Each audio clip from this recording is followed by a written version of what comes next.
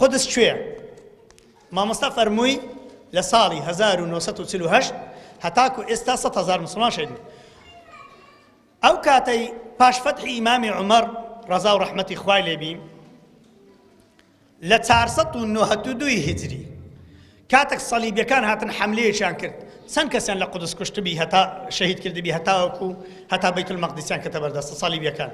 طبعا جوولەکەشانەوە کاتی هەندێک کوشتن، بەس چەند مسلمانیان کوشتبی 70,000 کەسیان سەری بڕی. 492 قوربا بە خۆشتە نەگەیشتە 72 بەس نە تەلەڤیزیۆن هەبووە برێ، نە فەیسبووک هەبووە باز بکە، هێدی پخیان کردوون و بەریان داینەوە و هاتینە سەر بەیت المەقدس. 88 ساڵ پێ نەچوو صلاح الدین ئەیوبی رب العالمین ظاهری کرد ئەو کوڕە کوردە مسلمانەی گوتی الحمد لله الذي نصر دين مصطفى العربي برجل كردي. ئەو صلاح الدینە هات پاش 88 ساڵە لێ نەگەڕا عافیەتان بێ و هات ئەو شوێنەی خستەوە بەردەستی مسلمانان ڕزگاری کرد بە ئیزنی خوای گەورە و میحرابێکی پاچی برد.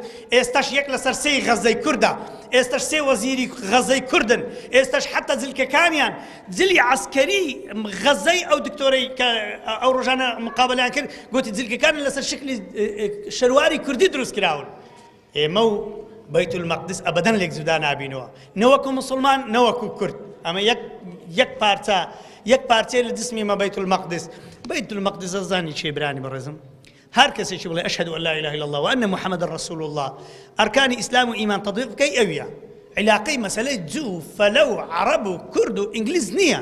چ پێغەمبەرێک بێ دینی کام پێغەمبەری هات بەیت المەقدس دەبێت لە بەردەستی بی. پێغەمبەر ئیبراهیم هات رب العالمین فەرمی بڕۆ بەیت المەقدس، بڕۆ فەڵەستین.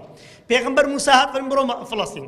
پێغەمبەر یوسف حتا جەنازەکەی فەرمووی وەسیەتی کرد بوو گوتی تخوا ئەگەر ڕۆژێک لە ڕۆژان عائیلەیمە گەڕاوە لە بۆ فەڵەستین بمبەنەوە فەڵەستینی.